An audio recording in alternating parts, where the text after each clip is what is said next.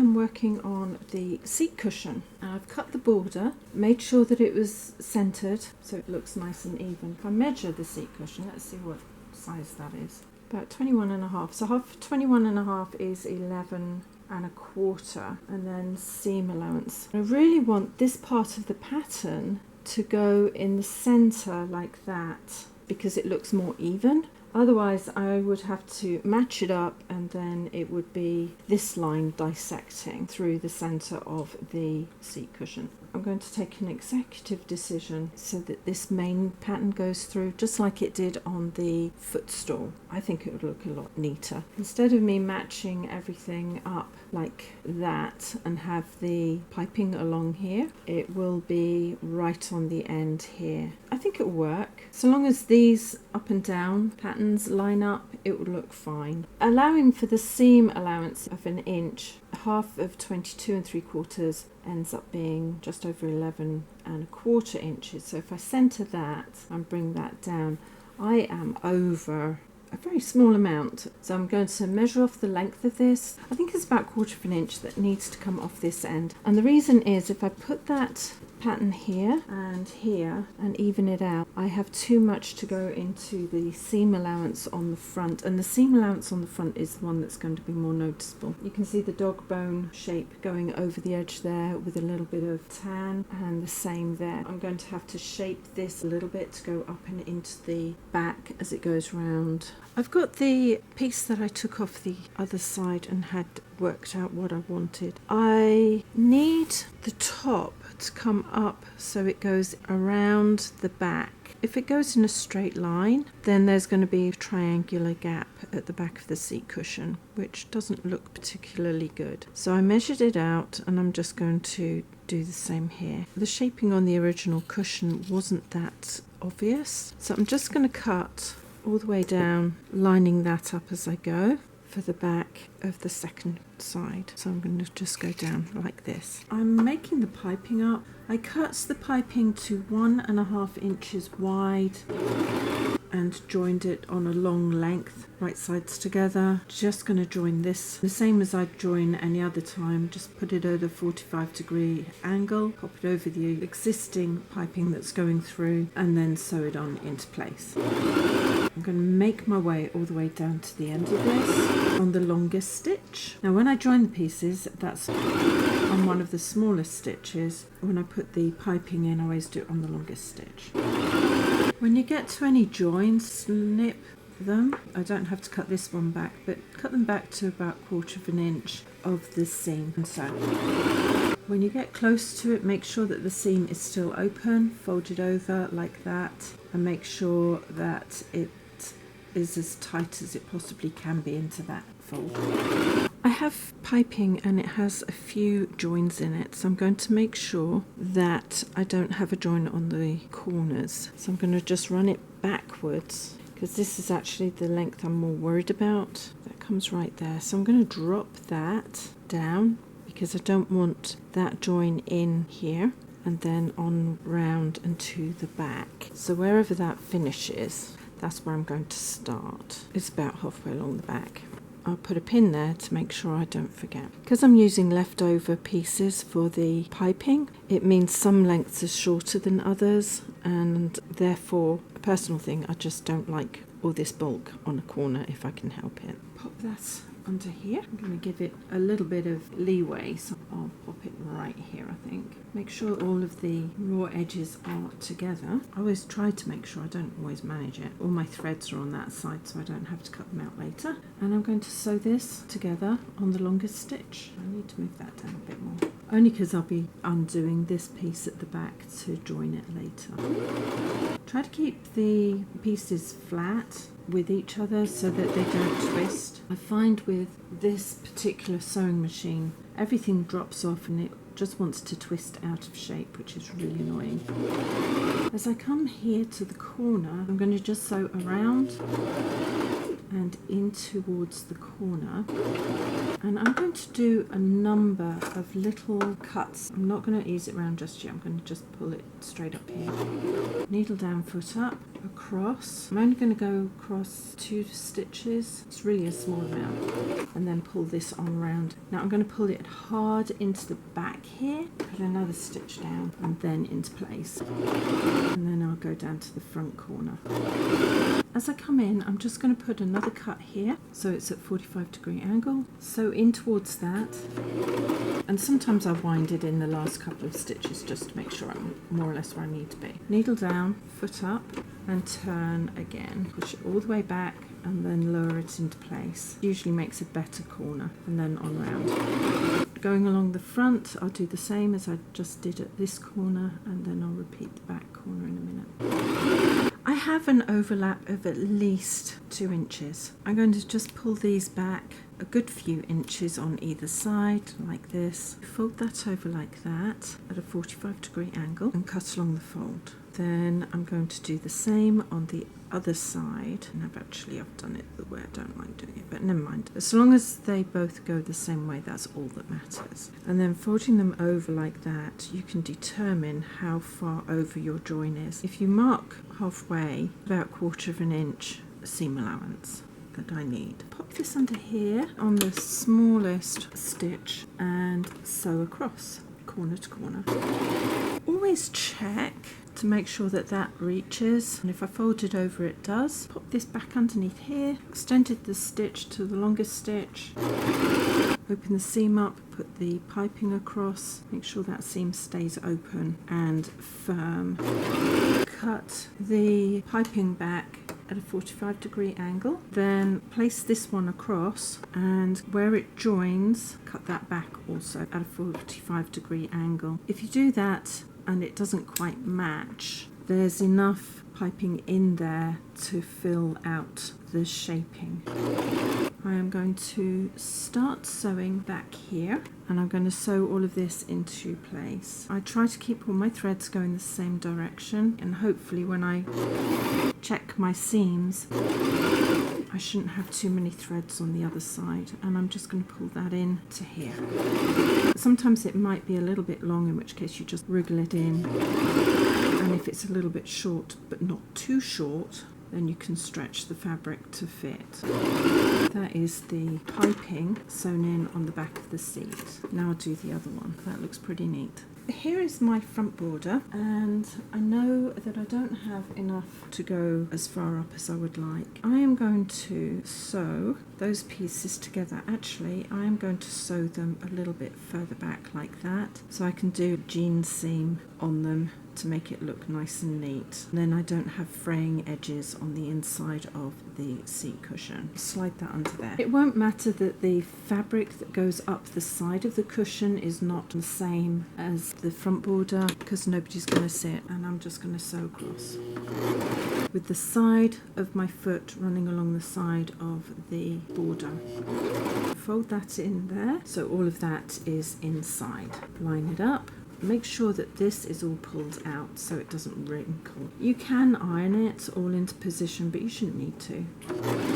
So on the outside it's a nice smooth seam. On the inside it's a little bit bulky because of that. It's going to be fine because the seat cushion won't rub the raw edge until it frays. Here's the seat cushion front, and here's the border that I want to put on. It better be facing that way up, otherwise I'll be in trouble. And all I've got to do is match the pattern. So this pattern goes here. There's a triangle here that lines up. I'm not going to start this far back. I'm actually going to start here. Because there's a pattern, I can keep it in line. If I was doing a plain border and I had enough to go around, I'd start at one corner towards the back and work all the way around. If I'm short of fabric, then I would center the border and then start from the center and work out. But I have plenty of border to go across the front, which is the main thing. Those parts belong to this pattern here. As long as that stays more or less true, I will be fine. I've got everything lined up, just making sure, because I don't want to have to come back and do it again.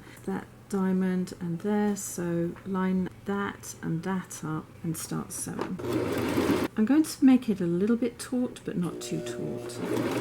I'm going to work my way to the next set of patterns that I can line up. Is this set here. Just going to make sure that those ones and those ones seem to line up. pinch in the middle like that, and then sew towards there. And I'm going to make my way all the way across the front like that in little sections so that I keep everything in order. A little bit of tautness, not very much, I really don't need to do it. And across until I get all the way to the other side of this cushion. As I come into the corner here, I'm going to cut this at a 45-degree angle towards the piped corner here. Go towards the corner, needle down, foot up, and twist the top onto the border. You sometimes need to lift the foot up a little bit higher, and that's okay. Make sure everything's lined up, put the foot down and sew, and then straighten up. Here's the side that I joined. I'm going to pop that there, and I'm going to sew towards the back but not all the way to the back. I'm going to just do that to there so it's halfway along, and then I'll sew this side to the other end of the border. I'm not going to go all the way up, I'm only going to go to that pattern there. I'll go back a couple of stitches too. I want a long zip for this. I'm going to do the other end of the border exactly the same way as I did the first. I'm folding that along the corner of the cushion, top or bottom, whichever. I'm going to put a pin on this corner to hold it like that. I don't really want it moving. Then I'm going to fold that over and make sure everything's lined up and put a pin in here too. There's my pin for there. Fold this over at the top. Make sure that the ends are together. Pull that up a little bit and put a pin here. Having worked all of the new side out, pop that underneath there. Make sure that the raw sides are even. Forward and back. Just a couple of stitches, you don't need too many. Take that one out for now, and I'm going to sew towards this corner. I'm coming into the first corner here. I'm going to cut a 45-degree angle in towards there. Pull this slightly so it's nice and tight in there. Straighten that out and come into that corner. Wind it in if you need to. Needle down, foot up, and twist all the way into position. Pop that down, straighten the top onto the border and do 2 stitches or 3. Then I am going to start lining up all of my pattern matches. That goes there. Pinch it and pull it into shape. Just a little bit of tautness as I get there. Just like I did before, I'm going to line up my other pattern matches as I go. Pull it a little bit taut and so, and then line up again until I get to the other end of the front border. Coming into the second corner from the second side, 45 degrees in. I'm going to just sew to the end here. Needle down, foot up, and twist the top onto the border. Line it up and sew into position. I am going to sew on up past the join like I did on the first side. And I think I finished at that pattern on the other side, which I'm going to do on this side. I might as well try to keep everything even. There we go. And forward and back. Now I've got most of the second side in. I can mark out for this side and sew that in now, or I can do it when I put the zip in. I think I'll do it now and then it's done. I folded this over matching the top and the bottom. Pinned it in here where it's nice and even, pinned the join in where the join needs to go to, then on the corner, which I did first last time, it doesn't matter which way you do it. Fold the corner in like that to give you the corner, and the same on the piece you're going to fold in, just make sure that's at right angles, and slide that in, and that should be your perfect corner. Sometimes it moves, and then when I sew it in from there to here, it will just come in nicely. But I will put a pin across here like I did last time, just to hold it. This is the first side that I started on, but I need to put the second side in on it. It gets very confusing, I know. So I'm going to sew down there, pull that one out, pull it tight till I get to the corner. It should go in nicely. As on the other corners, all I'm going to do is cut in here, sew to the corner and twist into place. This one's going to look like it's not going to work. Oh no, it went in. Went in perfectly actually, so that's good. Foot down and then slight tautness and across. All I've got to do is overstitch where I started. I'm going to check the corners before I go any further. This side can be cinched in just a little bit, The same with that, and it's probably the same on the other side. The piping is a little bit spongy, which means that I don't always get a great corner, but it can be washed and dried frequently, so it's one that I prefer to use. All I'm going to do for that is put the border uppermost and pull the border in so it kind of wrinkles. Pop that under here and then forward and back across that. Usually is all you need to do. I'll do it the same on this side and then we'll have a look. Pull that down, pull that in so it's lots of little wrinkles, and underneath and across that corner. Oh yeah, see, nice and tight on that side. Perfect. Now I'll work on the other end of the front border. Determining the width of the zip border you can do one of two ways. I can measure across there and add an inch, or I can divide it in two, which is the way I prefer to do it. Measure it like that and then add on my ½ inch, which is 3 inches. So I'm going to cut two lengths, or a number of lengths, because I think I have to join them at 3 inches wide. These two pieces that I cut off earlier are actually quite ideal. All I've got to do is fold that over and hide the selvage on there and on here. Now I know I don't have the right lengths, so I will cut another piece up like this to the 3 inches. Just measured along the back. I need a zip that is about 68 inches long. Pull that down through my mark, which is there, and then cut that off. Now I know that the pieces I need have to fit this length. I'm going to fold that back to where the start of the selvage is. It's actually quite nice and easy if you have something like that to follow. And I'm going to put the centre of the teeth along the fold, slide it under there and make my way all the way down. I'm going to check to make sure it's where I want it before I go all the way down there. I think that works. Come into where the zip is, needle down, foot up and push the zip back past where I'm sewing, then carry on sewing down.